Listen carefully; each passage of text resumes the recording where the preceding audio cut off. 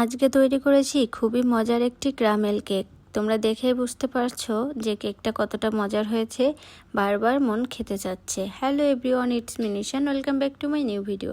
আজকে তৈরি করেছি আমি একটা কেক। এই কেকটা আমি কিন্তু ক্যারামেল দিয়েই এটা ডেকোরেশন করব।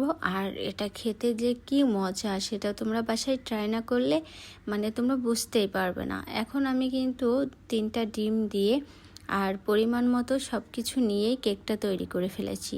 আর রেসিপি যদি তোমাদের লেগে থাকে অবশ্যই কমেন্ট বক্সে জানাইও।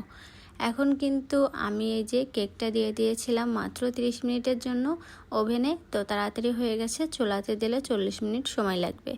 এখন আমার কেকটা হয়ে গেছে, আমি কেটে একটু খেয়ে নিলাম, বা খুব মজা হয়েছে তো।